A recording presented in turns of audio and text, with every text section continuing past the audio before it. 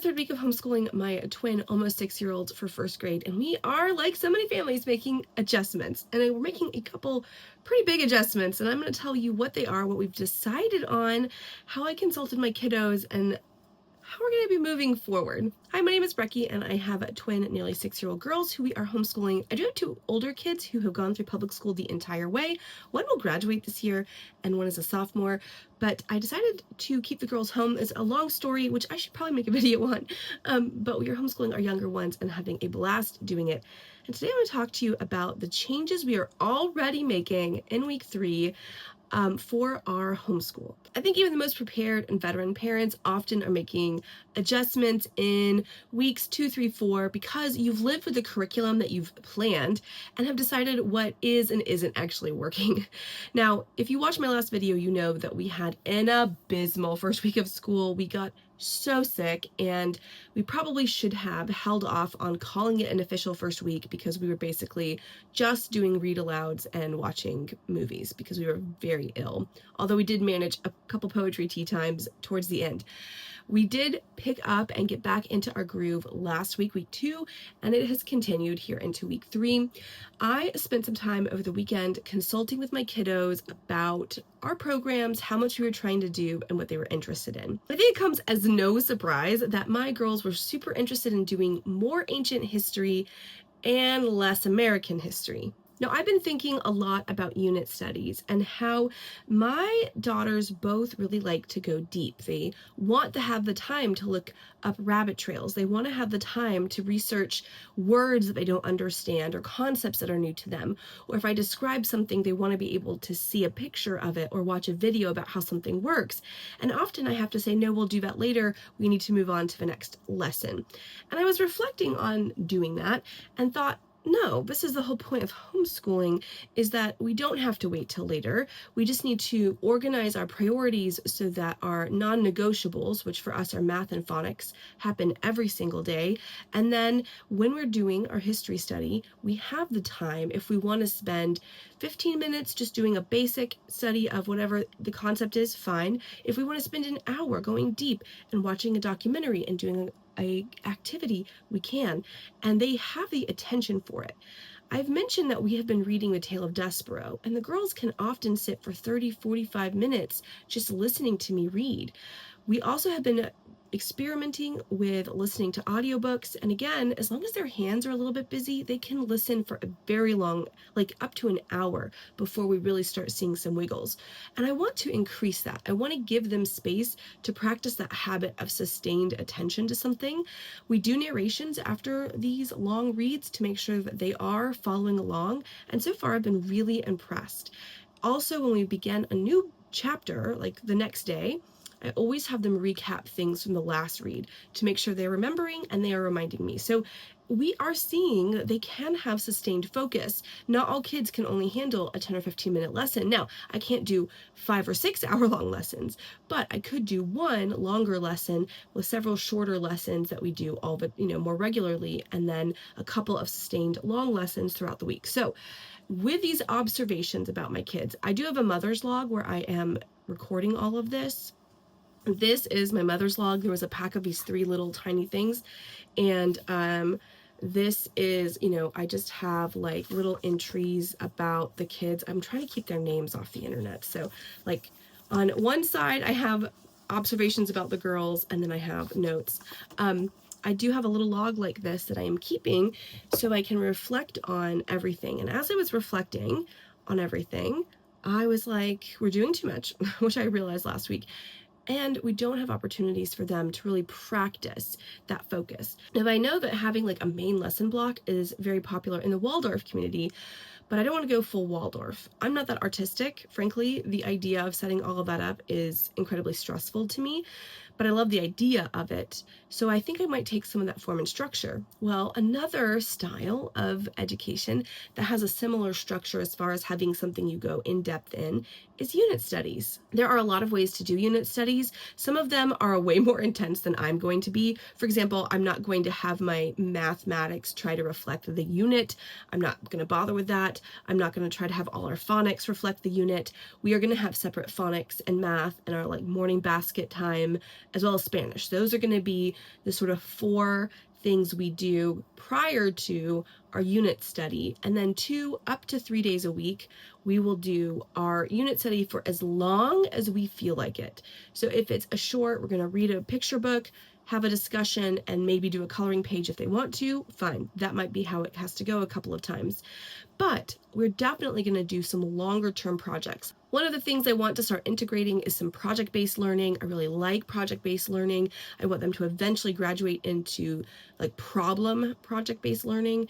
I think that that is a really critical skill. It's something that it's harder to do in the public school classroom with large amounts of students and, having to teach to a test. I really do like the idea of them learning from an early age how to do a multi-step project and manage their own time and their own expectations, and not go, oh, you're in middle school now, you need to automatically know how to write a paper that might take you 2 weeks and know how to manage your time, right? I don't want to dump that on an 11 or 12-year-old. I want to start practicing as they're younger. I think it's a good discipline. So I'm taking the idea of project-based learning and unit studies, and I'm going to see how I can start slowly integrating them into our history. The first big change is that we are dropping our American Girl history. We have our Kaya books out where we were reading them. I had the Felicity books here in my office. We are just going to let this go for this year. I already kind of hinted at that was likely going to happen in the last video, and we definitely made the decision. The girls said they're just not as interested. Now, part of me, I'm an American history junkie. This is my favorite time period, is early American history. Felicity was my jam. Felicity and Kirsten were my 2 girls. But I want them to love it, number 1. Number 2, I think I can still integrate a little bit of American history into our morning basket. One of the things I want to do is some biographies of famous Americans throughout the year, just so that they are familiar with the people that shaped the country. If we do put them in public school, I don't want them to feel like they're completely lost. I don't need to do all the activities, so we're going to pause this. We'll come back to it, or we won't come back to it. It's okay if we decide that this doesn't actually work for us in our schedule. But for now, I want us to only have 1 history stream. It was just getting a little bit overwhelming for what we were trying to accomplish and for what I want in my kids' goals. The other thing is that we are going to be doing less history quests. This is an interesting concept, and as an adult, I enjoyed it. But one of the things even I noticed was the way that this is broken up is there is a chapter, right, that introduces the time period.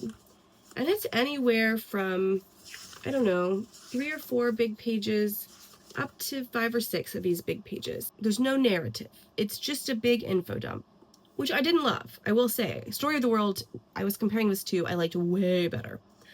But what I liked about History Quest, and what I thought would make it worth it, is the fact that you get these history hops where it's written in the second person. It literally says, you are going to here, you are meeting so-and-so, you are seeing this, which is very immersive. And I really liked that. You get a picture, and then there's like a coloring picture that you can keep in a interactive notebook. And I loved the idea of that. However, we just read through the first couple chapters and the girls were just bored out of their minds. They were barely paying attention, and they love history, and I get it. It's really clunky. It's really, really clunky, and I really like Story of the World better. Y'all, FYI, it is just now 6 a.m. I got up super early, and I am filming before I've even finished a cup of coffee, because that's the only time I have. Until Park Week starts, I have no free time. The girls are home all the time, and my in-laws are out of town, and my husband is sick with pneumonia. So my plan is to continue with History Quest, but we're going to be doing a lighter touch with it, and we're only going to be reading a little bit of it by comparison. Now, because we're going to be doing less History Quest, we're actually going to be doing less of the topics. History Quest, I have to say, like Story of the World, is in depth. You're going to get a ton of different topics, right? So it has, Paleolithic, Neolithic, history, early civilization, Sumer, two chapters on Egypt, the Andes Mountains, right? Mesoamerica, Babylon, Assyria.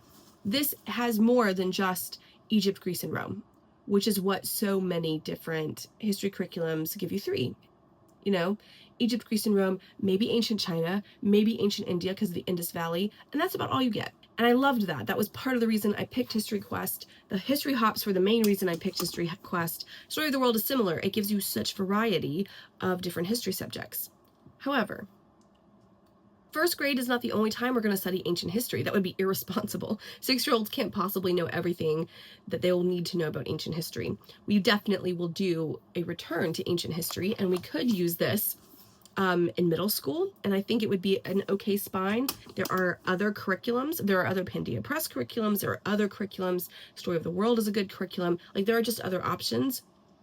There are some interesting online curriculums that are video-based that may be appropriate when we get to late elementary or middle school. I do plan that they will do another year of ancient history because, one, ancient history is just fun, and I think they'll want to do another year of ancient history. But two, I think it is important to have that more grown-up look at ancient history. They would need it even if we did the full curriculum here. I have decided that we are going to pull back from trying to do all, I think that there is like, I think there are like 20 to 22 different ancient cultures in History Quest. And we're going to pull back from trying to do all of those, and we're just going to do 6. I know we're just going to do 6, and we could do so much more, but I'm going to focus on the big 6 that I think are most important for laying the foundation of Western culture and giving us a glimpse of other ancient communities that is appropriate for 6-year-olds, because my girls aren't even 6 yet, right? We're talking about first grade, and I think I get into my mind and my brain, because I'm so used to teaching college students, that it's okay. They don't have to know everything yet, right? We're going to pick and choose what we learn. So we are going to do ancient Egypt first. The girls have already busted into my hieroglyphics books. We are going to start with ancient Egypt. They were so excited about this. They were excited about it last year. So they, of course, wanted to do ancient Egypt. So we're going to do 4-ish weeks on ancient Egypt. Then we're going to do just 3 weeks on ancient Mesopotamia with a focus on Babylon, but we're going to do like the Epic of Gilgamesh, which comes out of Sumer, and then we're going to do like the Hanging Gardens of Babylon and things like that. So we're going to do a look at ancient Mesopotamia as a whole, which is not the perfect way to frame it. I know that as a historian, but we're talking about 6-year-olds. So we're going to do about 3 weeks, possibly a 4th week if we decide not to do a special like week-long look at Halloween, which I'd like to do. I think that would be fun. Then we are going to do Greece for the rest of the term, and I am deciding to cut our time into semesters. So fall semester and spring semester, simply because that's what my older kids are already doing, and fighting their battles, like fighting a battle to have totally different terms, is just too much for me. So we're just going to do 2 semesters. And so we'll do Greece until December, then we'll do a week of Christmas school, and then we will be done. So that is the plan right now for the fall. In the spring, we will do ancient China, ancient India, and we will end with ancient Rome. So we'll do 2 Asian ancient civilizations that are different, and I think will be very interesting, but we'll end with Rome, so it's not too close to Greece. I do want there to be a nice bit of separation there, just to allow some compare and contrast. And that is our plan, right? Egypt, Mesopotamia, Greece, and then ancient China, ancient India, ancient Rome. And with that, yes, we are missing things, right? We are missing things, but that is going to actually be more than I got when I was studying the ancient world. Even in high school, it was Egypt, Greece, and Rome with a light touch on a few other things, because our ancient history was 1 semester, and then we did like medieval history in a semester, and it was mostly Western, right? So this is at least giving us a nice little first blush, a nice little first pass, getting them curious about the world, getting them a little bit of knowledge. We're going to read some myths. We're going to be exposed to some folk tales and focus that way. So with our unit studies that are changing, we're also changing our read alouds, and I'm moving away from using the Build Your Library recommendations and kind of picking my own. Now, that's not to say we're moving 100% away. We will still use the picture books for the Epic of Gilgamesh that were kind of assigned, and they were also recommended by History Quest. We're going to use those, and we're going to use the Chinese folk tales for ancient China, and we're probably going to read Ramayana when we get to ancient India. I'm also going to try to add in more read alouds that are appropriate to the unit study, since that's part of what the unit study does. So for example, I'm going to be going to the library and picking up some more books on ancient Egypt, because I have a decent collection. This is called We're Sailing Down the Nile, A Journey Through Egypt, and it's a counting book, which is fun. But it also teaches you, I don't know if these are different numbers, but it's like the Egyptian gods. And then it has, a really light bit of like explanation for the different gods. So I'm also going to be picking up some more novels. So we've got Boy of the Pyramids that we are already planning on reading, but I'm going to get Raw Cat Detective and some different things. Let me know if you'd like me to do a walkthrough of the materials I'm gathering for my Egyptian unit study. I'm very excited that we're going to just do more things. Now, we only do formal homeschooling 3 days a week, so I have to plan that in. And I don't want to necessarily do it all 3 days, because we are going to do a day of science. Though, since we're doing little hearts and little hands, those are very short science lessons. So we could possibly do both a really short science lesson and a shorter history lesson. That would be fine. But we are planning right now, I am planning for a Monday, Tuesday history focus, and then a Wednesday science focus. It's a little bit shorter, but if we wanted to do like an experiment or something, we would have space. So that's what we're going to do. I'm going to be bringing in more novels that are appropriate. So like I said, I'm getting from the library Raw, the Cat Detective.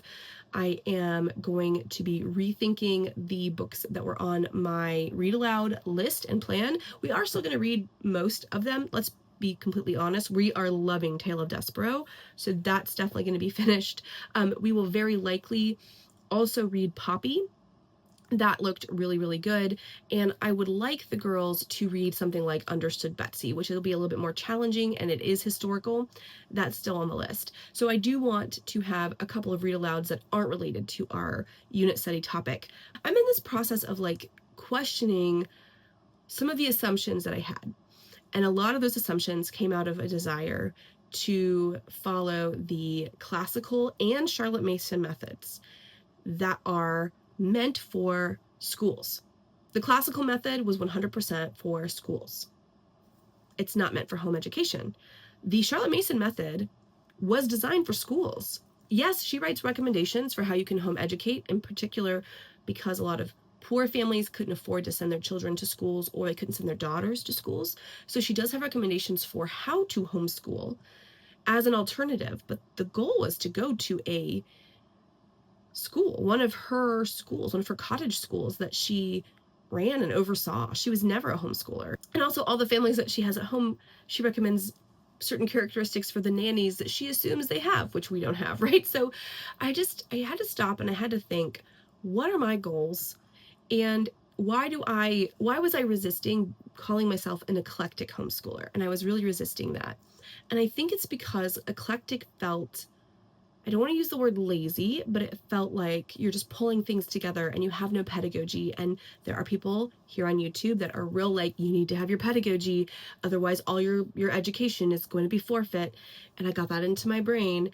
And now, as someone who is an educator, right? Like I spent more than a decade teaching college students. I am reminded that pedagogies change, number one. But two, you have to have form and function, right? If your values, if your pedagogy isn't creating the function that you want, the outcomes that you want, you have to adjust. And what I most want is kids who have a balance of academic rigor and readiness and passion and curiosity. Like, that's what I want. I want a lot of experiential learning that we didn't get when we were stuck in a school for 8 hours a day. I want some interest-led learning, but not solely interest-led learning, right? I think there needs to be balance. I want curiosity and kindness to be a part of our lives. That's all of that. And I want to give my kids an uncommon education. So that's our change. And I've been looking at my sort of 3-hour chunks that I have, and we'll continue to have our sort of morning time, which we're going to do morning basket and a little bit of Spanish. And I'm just going to do an even shorter Spanish lesson than we've been doing. And we're just going to do maybe half of each of the homeschool language lessons just to make them short and something that we do nearly every morning. Then we're going to do our kind of core hour where we do 15 to 20 minutes of math and we stop there. Then we'll do phonics and we're going to do about 15 minutes of instruction per child. And I'm going to be making sure that the child who's not doing one-on-one with me, they're going to listen to a podcast at the kitchen table while we do the phonics at the homeschool table. All of these hours are going to be broken up by breaks, right? We're going to have a wiggle break and a stretch break, and then we're going to have a snack break, which will probably have some reading attached to it. And then the last hour will be for history and science. And we'll definitely do 2 days a week of dedicated history. It can spill over into our third day a week, but we'll do science first, and then if we want to do more history, we can. And that's the plan, y'all. 3 chunks, morning basket, which is, read alouds, a little bit of logic and handwriting, things like that, some card games to get us going, all that kind of fun stuff, and then a little bit of Spanish, and then our hour of core, which is, math and phonics, and then history or science in our last bit. And that, I think, is going to help me slim down what we're trying to do all of that really well, so that when the girls can read on their own, when we're ready for a little bit more, we aren't burning ourselves out. That's the goal. All right, y'all, let me know what you think. What changes are you making? Have you made big changes? Are you a unit study family or doing this? This isn't full unit study. I think this is kind of like a little bit of a unit study. It's not, everything is now going to be ancient Egypt for the next 5 or 6 weeks. It's going to be 4 weeks of our history being all-consuming ancient Egypt with our read-alouds matching. So let me know how you do unit studies. Let me know how you manage to do all the big goals you want to accomplish with your homeschool without burning out. I'm trying to build in even more field trips. This is another way that I have more flexibility with that too. So love to know your thoughts, especially if you're a veteran, if you've been at this longer than me.